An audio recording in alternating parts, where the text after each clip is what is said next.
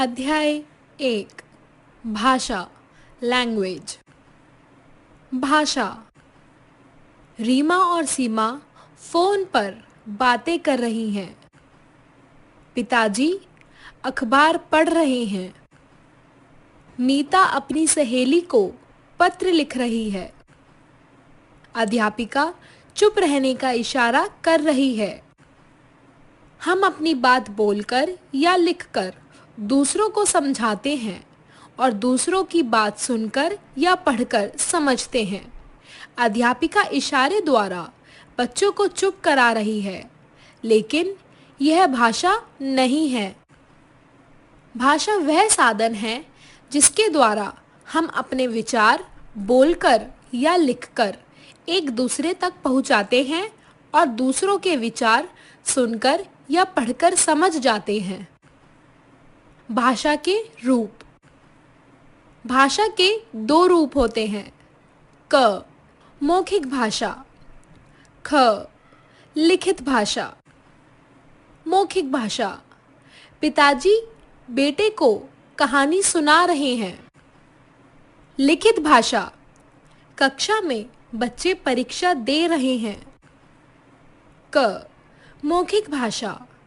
जब हम बोलकर अपनी बात दूसरों तक पहुंचाते हैं और दूसरों की बात सुनकर समझते हैं तो वह भाषा का मौखिक रूप कहलाता है। ख लिखित भाषा। जब हम पत्र द्वारा या अन्य किसी लिखित रूप द्वारा अपनी बात दूसरों तक पहुंचाते हैं तो दूसरा उसे पढ़कर उसका अर्थ समझता है। वह भाषा का लिखित रूप कहलाता है। अन्य भाषाएं। हमारा देश भारत है। हिंदी को हमारे देश की राजभाषा होने का गौरव प्राप्त है। भारत के विभिन्न राज्यों में विभिन्न भाषाएं बोली जाती हैं। जैसे मैं पंजाबी बोलता हूँ, पंजाब। मैं बांग्ला बोलता हूँ, बंगाल। मैं मराठी बोलता हूँ, महाराष्ट्र। मैं गुजराती बोलता हूँ, गुजरात। लिपि। हर भाषा को अलग अलग तरीके से लिखा जाता है।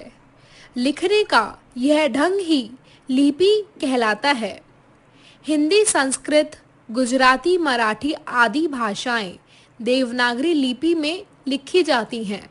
अंग्रेजी रोमन लिपि में, पंजाबी गुरुमुखी लिपि में और उर्दू फारसी लिपि में लिखी जाती है। लिखने के ढंग या विधि को लिपि कहते हैं। आओ दोहराएं। बोलकर या लिखकर जब हम अपनी बात दूसरों को समझाते हैं और दूसरा व्यक्ति उसे सुनकर या पढ़कर हमारी बात समझ लेता है तो उसे भाषा कहा जाता है। भाषा के दो रूप हैं। क मौखिक भाषा, ख लिखित भाषा। लिखने की विधि लिपि कहलाती है। हिंदी हमारी राष्ट्रभाषा है।